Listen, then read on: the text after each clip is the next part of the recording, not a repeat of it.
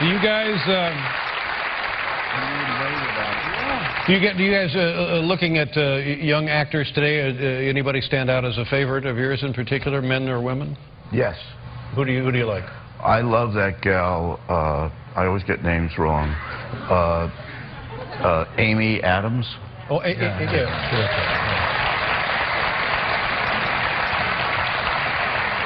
Wasn't that resounding an applause for her? Oh, she's good. Yeah. And Robert, anybody that you were fond of? Well, Amy Adams is terrific. I saw her in this movie, The Fighter. She's terrific in it. And that's the new Marky Mark film? Yeah.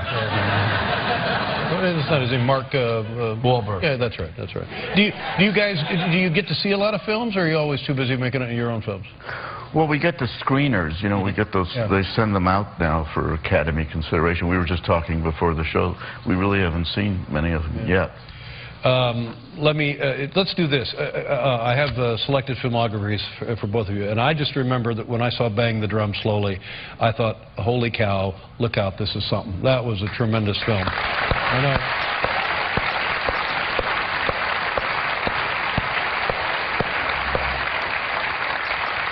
Same can be said for The Graduate. The Graduate.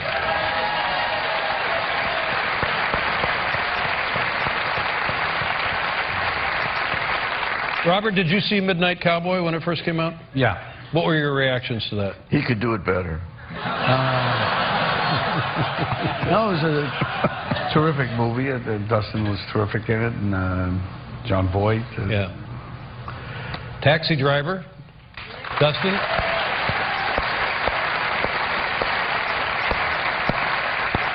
What did you think of Taxi Driver, Dustin? Sorry? He didn't see it. Did you see Taxi Driver? Yes. What did you think of that?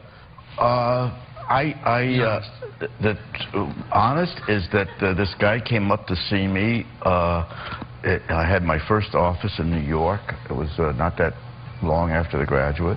He was a little guy. He said his name was Marty Scorsese, and he started talking to me about this thing, about a taxi driver. I didn't know what he was talking about. There was no script. He was going on and on and on and on, talking a mile a minute. And after he left, I said, who is that guy? Yeah. And I think he may have been asking about me for it because he's probably trying to raise the money for it. Yep. And for that role, you drove a cab for a month or so. Well, a few weeks. A few weeks, yeah. Was that, what did that do to you? Was that useful in the film?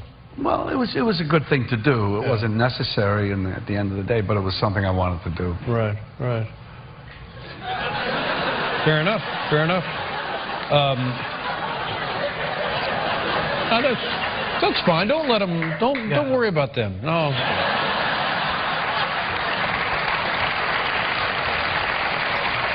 Have you two been offered the same parts and one will take it and after one has turned it down? Does that happen with the two of you, or you're different types that it doesn't happen so much? Strangely enough, it happens. Doesn't happen. Yeah. Actually, they came up to me for Raging Bull at one point.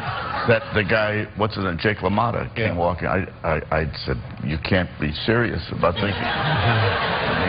Yeah, I know for a fact they weren't.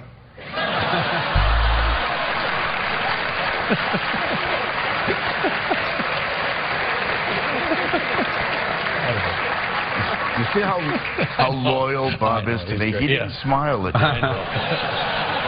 But I know you have difficulty with compliments and praise for your work. But Raging Bull, I mean, my God, I thought that was.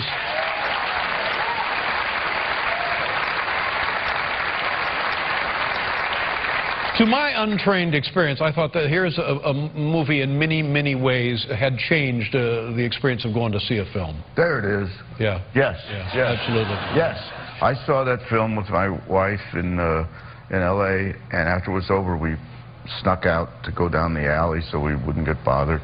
And I just started crying. Yeah. And she said, "Why are you crying?" She said, "The ending, was it emotional? Was that it?" I says, "No, it's just the work is extraordinary." That's right. Exactly right.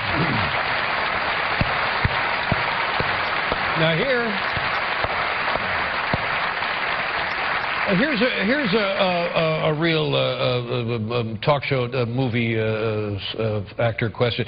People that you want to work with, you have not been able to work with, because I'm looking here at Papillon, Steve McQueen. I mean, just to work with Steve McQueen. Are there other people in that category that you have not had a chance to work with?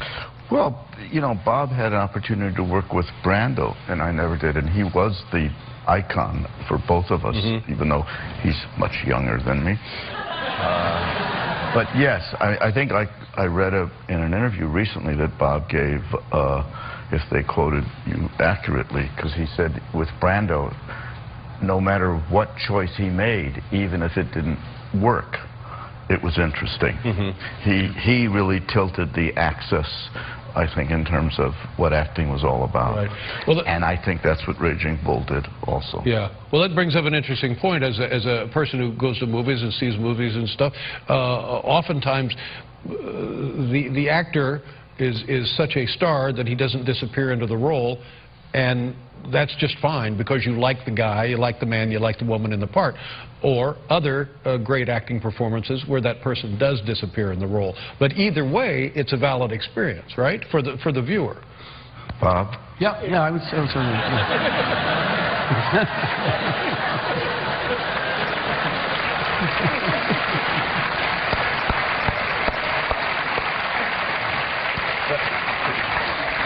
To be fair, when you're not a known actor, it's very easy. It's easier to disappear into the role if the audience is seeing that's right. for a number. That's right. But the opposite, nonetheless, satisfying. You know what I mean?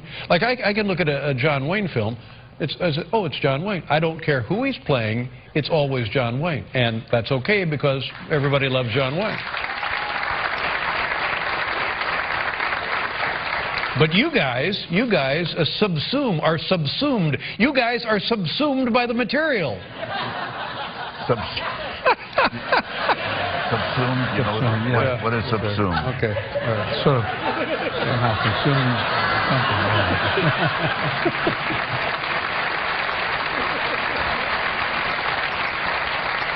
Yeah, talk it over and get back to me, will you?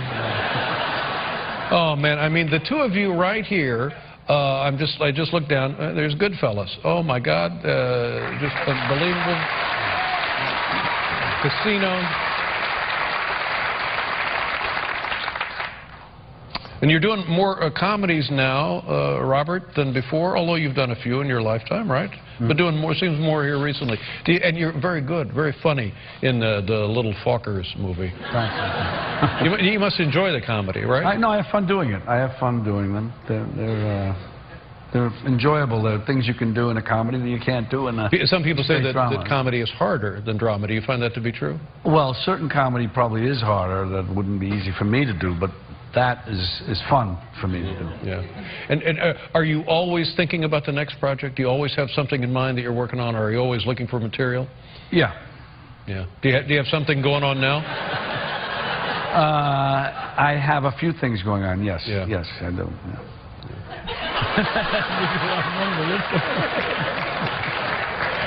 Dustin, do you have a few things going on? Not as much as Bob. Let's see. Let's take a... Don't give up on us. Oh, my God, Rain Man. You know, you just go back and forth here.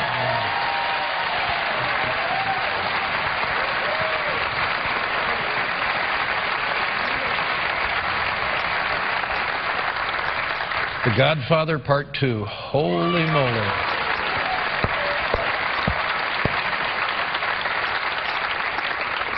You know, it would be so nice, and I don't know if this is probably not possible, but you and your great peer group of actors get together in one big dynamite blockbuster movie and let Francis Ford Coppola or Martin Scorsese direct, and you know, then we'll have a conversation. Or the Coen brothers. Oh my God, how about those guys? Let the Coen brothers. Wouldn't that be a great project? I'm doing a movie with Marty Scorsese, and Pacino's going to be in it, and Joe Pesci's going to be in it.